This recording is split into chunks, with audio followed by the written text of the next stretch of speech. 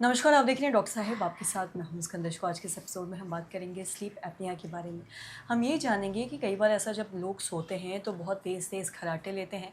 कई बार उन खर्राटों को इग्नोर करते हैं और काफ़ी लंबे समय तक ऐसे ही वो उन्हें होते रहता है और वो इसे इग्नोर करते रहते हैं।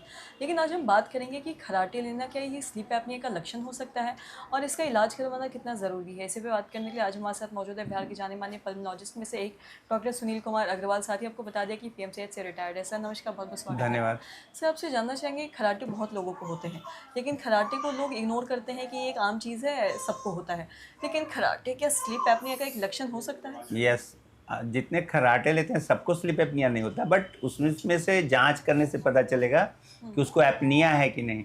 अगर घंटे भर में अगर 5 बार से ज़्यादा सांस बंद होता है और उसमें अगर ऑक्सीजन की प्रवाह कम हो जाती है रात के समय और आदमी चौंक के उठ जाता है, दम घुटने लगता है उसका, तो वो समझ लीजिए कि वो उसको स्लीप एपनिया हो रहा है। तो एक मशीन से उसका स्लीप स्टडी किया जाता है और इससे पता लगाया जाता है कि वो रात में कितने देर के लिए उसका सांस बंद होता है और कितने समय के लिए ऑक्सीजन का प्रवाह रुक जाता है।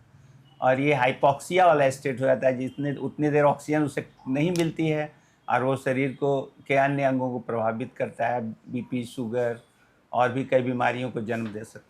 जी। और साथ ही सर स्लीप एपनिया क्या एक कोई गंभीर बीमारी है या फिर ये एक नॉर्मल बीमारी इलाज करवाने पे ठीक हो सकता है? ये गंभीर बीमारी कहेंगे क्योंकि जो स्लीप एपनिया होता है ना, वो आदमी रात भर सो नहीं पाता है और दिन में बैठे-बैठे झपकी लेते रहता है।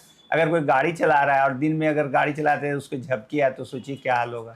अमेरिका में तो कंपल्सरी कर दिया है, अगर किसी को ड्राइविंग लाइसेंस बनाना है तो उसे स्लीप स्टडी भी कराना होगा।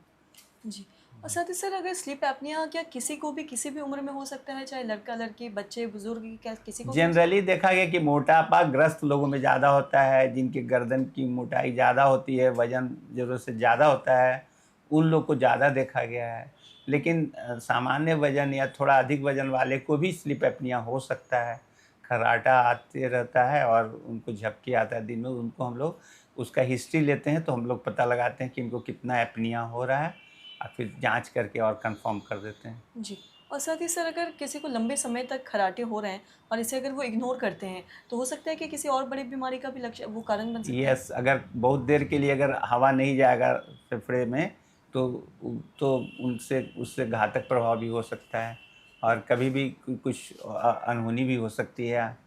आपने सुना होगा, एक बहुत बड़े स्टार का डेथ हो चुका था, सोने में बहुत मोटे थे, उनको लगता है उनका वज़न 125 किलो होगा और अचानक से उनका डेथ का न्यूज़ आया, सोए ठीक से और सुबह मतलब कारण पता नहीं चल पाया। जी। तो हम लोग को लगता है कि शायद स्लीप एपनिया। जी। सर बहुत-बहुत शुक्रिया तमाम जानकारी देने के लिए। तो आशा करते हैं आप ये समझ पाए होंगे कि स्लीप एपनिया क्या है। और अगर किसी को भी खर्राटे हो या अगर आप आस-पास किसी के सोते हैं, किसी को बहुत तेज़ खर्राटे हो रहे हैं और वो इस चीज़ को इग्नोर करते हैं, तो आप उन्हें ये ज़रूर सलाह दें कि आप किसी डॉक्टर से या पल्मोलॉजिस्ट से जाके ज़रूर दिखवाएँ। वरना हो सकता है किसी बड़ी बीमारी का कारण बन जाए आगे जाके, स्लीप एपनिया का कारण बन सकता है और जैसा कि डॉक्टर साहब ने बताया कि इससे कई बार जान भी चली जाती है लोगों की। तो इन सब चीज़ों का आप ख़्याल रखें। तो आशा करते हैं ये तमाम जानकारी आपकी लाभदायक रही। वीडियो देखने के लिए आपका धन्यवाद।